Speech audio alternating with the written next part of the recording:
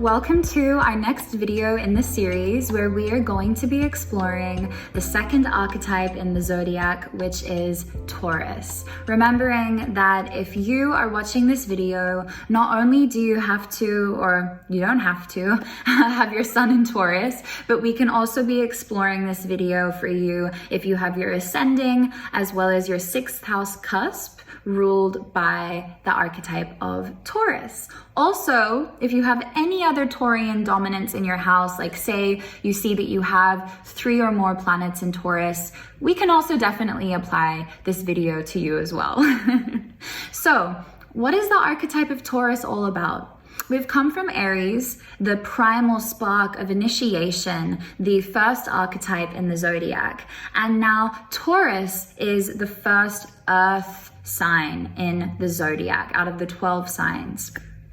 So here we've come into this world with Aries, and now we are landing in a body. Now we are really landing into this sensual and physical experience of being able to understand and develop a relationship to the material world around us. So that's why with the archetype of Taurus, which is ruled by the beautiful goddess, the planet Venus, we find a lot of focus around sensual pleasure and beauty.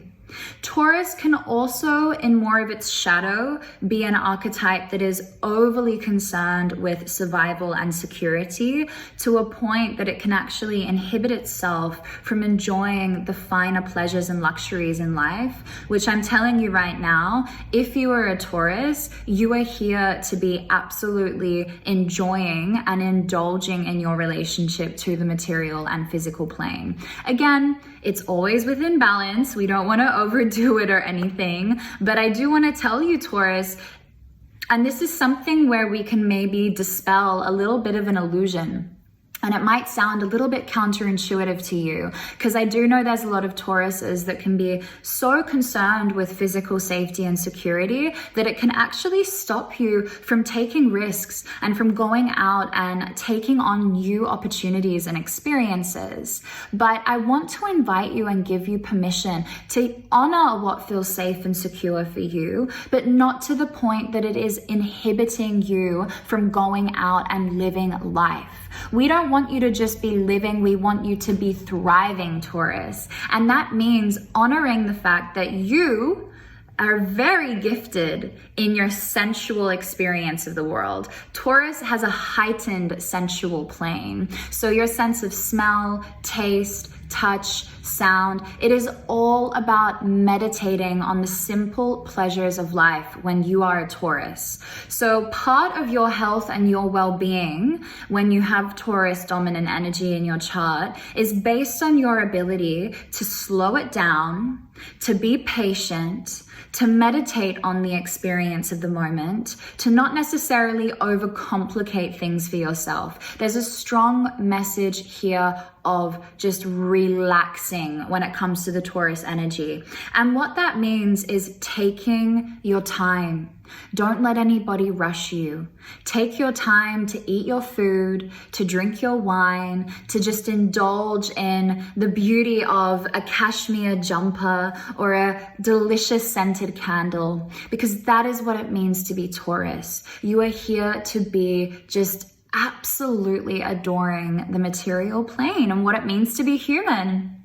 Also with Taurus, surrounding yourself, and this goes for Libras too, but surrounding yourself with visual beauty, with lots of plants, with lots of art. This is also very good for your health and your well-being, okay? So it might sound a bit counterintuitive to what a lot of the traditional spiritual teachings say to us around don't be materialistic. But what I like to say to that is our soul has incarnated into this physical body for a reason. Otherwise, we wouldn't be here. Our soul has come here to have a very material experience. And part of you embracing your relationship to the material plane is part of you embracing your authenticity, Taurus. And your authenticity is what equates to your happiness and your well-being in this lifetime. Now let's get a little bit more into understanding the physical rulership in the body when it comes to Taurus. So with Aries, we started more so with the top of the head, with the skull, with the eyes and the nose and the ears. Now with Taurus, we're coming a little bit more down here to the neck and to the lower jaw. Taurus can also sometimes still be a little bit sinusy, but Taurus mostly is ruling the throat, the vocal cords, and the thyroid. That is why people with Taurian dominance might find themselves having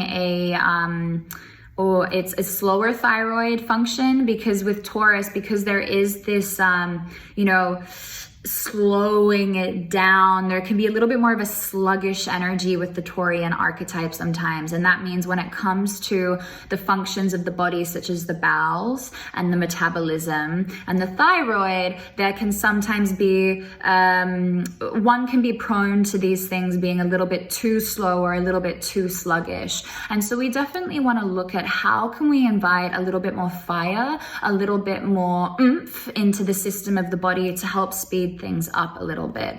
But yeah, definitely something we want to be careful of is, also the bowels taking their time to digest and process things. Something I want to say to this is really looking at adding exercise and physical activity into your routine. As we know, Tauruses thrive on routine. So also, as a Taurus, your health and your well-being is very dependent on the routine that you're setting for yourself. You do like having that sense of familiarity. But because Taurus is ruled by Venus and it is such an archetype of pleasure and relaxation, there can also sometimes be an issue with one being a little bit too lazy. Sorry if that triggered you a bit, but being, a little bit too, I'm just gonna sleep in. Tauruses are so good at sleeping. I'm actually a little bit envious of how good you guys are at sleeping. I wish I could be better at sleeping like you. But we also wanna kick up that metabolism a little bit, right? And that means adding a little bit of physical activity in is gonna be very good for you. Having a routine in terms of your physical exercise is going to be great for you. So something that feels familiar, something that feels really good.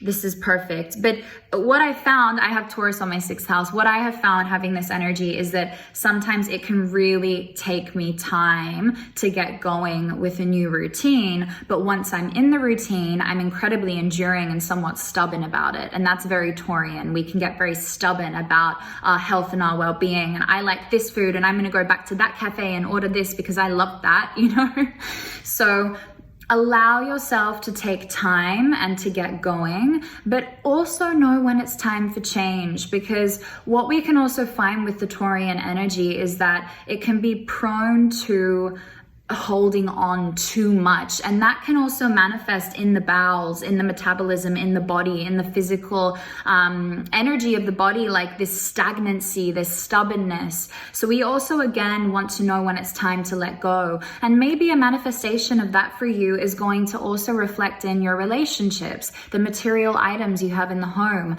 Is it time to let go of some things? Are you hoarding onto things? Are you being a bit possessive about certain things in your life because of that sense of safety and security that it might provide you, but maybe you don't actually need it anymore? So I do really want you to look at this elimination process, which is, I don't want to confuse anybody, but for the astrology geeks here, that's where we find Scorpio, which is the opposing archetype to Taurus. It's giving Taurus a bit of help by saying we need to look at when it's time to eliminate, okay?